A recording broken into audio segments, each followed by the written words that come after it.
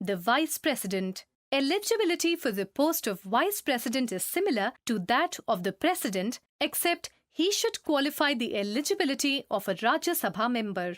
The Vice President can be removed from office by a resolution passed by a majority of members of the Rajya Sabha and agreed to by the members of the Lok Sabha. Like the President, the Vice President also serves for a 5-year tenure. The Vice President is elected by a direct vote of all members, only elected of the Lok Sabha and Rajya Sabha.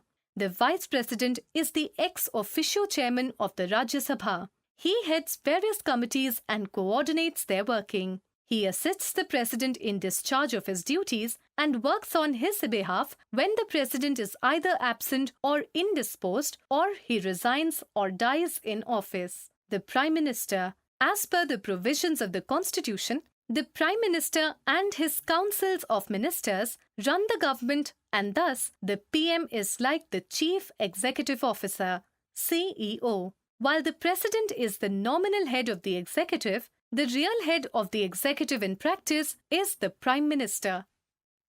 Election and appointment of the Prime Minister and the Council of Ministers. The Prime Minister and the Council of Ministers are actually members of the Parliament. They may be from the Lok Sabha or the Rajya Sabha, but the PM is a Lok Sabha member. After the general election to the Lok Sabha, the President invites the leader of the majority party that has won the election to form the government. Usually, the leader of the majority party in the Lok Sabha is appointed as the Prime Minister by the President. However, the leader of the majority party may ask some other senior party colleagues to get appointment as the Prime Minister.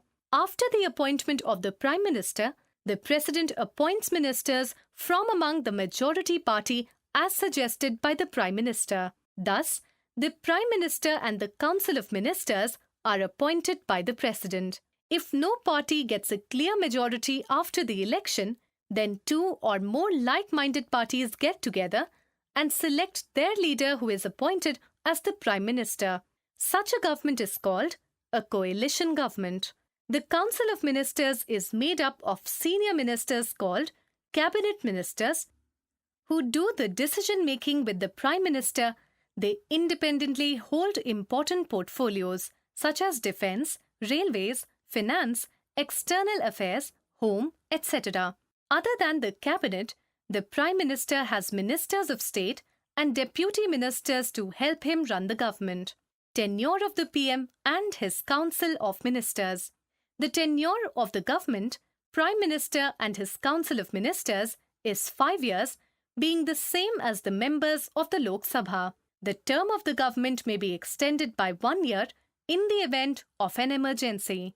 On the other hand, the government can be dissolved earlier than 5 years if a no-confidence motion is passed against the Prime Minister and/or any of his ministers. Powers and duties of the Prime Minister and the Cabinet. The Prime Minister leads the functioning and exercises of authority of the Government of India. He or she is responsible for aiding and advising the President in distribution of work of the government to various ministries. The work of the government is divided into various ministries. The Prime Minister may retain certain portfolios if they are not allocated to any member of the Cabinet. The Prime Minister, in consultation with the Cabinet, schedules and attends the sessions of the Houses of Parliament and is required to answer the questions from the members of the Parliament as the in charge of the portfolios in the capacity as Prime Minister of India. Some specific ministries or departments are not allocated to anyone in the Cabinet but the Prime Minister himself. The Prime Minister is usually always in charge or head of Appointments Committee of the Cabinet, Ministry of Personnel, Public Grievances and Pensions, Ministry of Planning, Department of Atomic Energy, Department of Space. The Prime Minister represents the country in various delegations, high-level meetings, and international organizations that require the attendance of the highest government office, and also addresses to the nation on various issues of national or other importance. The Prime Minister coordinates and exercises control over the Prime Minister's National Relief Fund and the Prime Minister's National Defence Fund.